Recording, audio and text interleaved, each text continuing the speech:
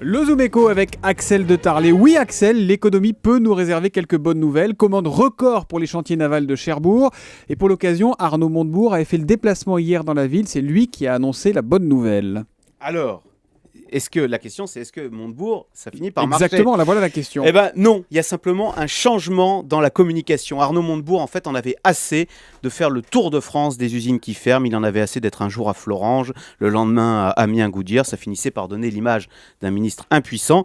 Donc changement de stratégie. Arnaud Montebourg fait maintenant le tour de France des usines qui gagnent. Alors, voyage moins. Ouais, si, hier il était à Cherbourg, donc pour cette méga commande de 30 navires, et dans la même journée, un peu plus tôt le matin, il était en Seine-Saint-Denis dans l'entreprise EasyBike qui a décidé de relocaliser en France la fabrication de Solex qui était jusque-là fabriquée en Chine, et donc à la clé, cette entreprise va créer 25 emplois. Il y a un mot important dans ce que vous venez de dire, relocaliser nos entreprises, relocaliser en France. Arnaud Montebourg montre que c'est possible finalement, sa démondialisation. Eh bien écoutez, non, ça ne marche pas.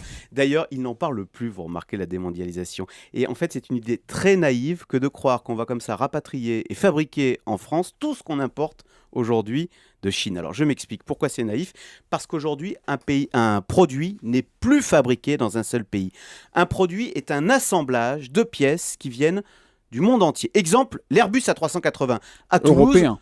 Oui, mais même plus que ça. Mondial, à Toulouse, on ne construit absolument pas l'avion. Alors c'est vrai, les ailes par exemple viennent de Grande-Bretagne, l'ordinateur de bord vient d'Allemagne, les trains d'atterrissage d'Espagne, mais les réacteurs viennent des États-Unis, il y a des tas de pièces qui viennent de Chine, et c'est pas une exception, c'est partout pareil. C'est pareil pour un Solex, c'est pareil pour un automobile. L'iPhone, le fameux iPhone qui est assemblé en Chine, la mémoire elle vient du Japon. Le système Wi-Fi de l'iPhone, il vient d'Allemagne. Il y a juste marqué sur l'iPhone designé en Californie. Hein. Voilà, vous voyez, c'est un produit totalement mondial. En moyenne, quand un pays exporte un produit, 40% des pièces de ce produit sont importées, viennent de l'étranger. Et cette part augmente chaque année. Moralité, si vous voulez fabriquer en France et exporter, ça veut dire qu'il faut beaucoup importer en amont de la production.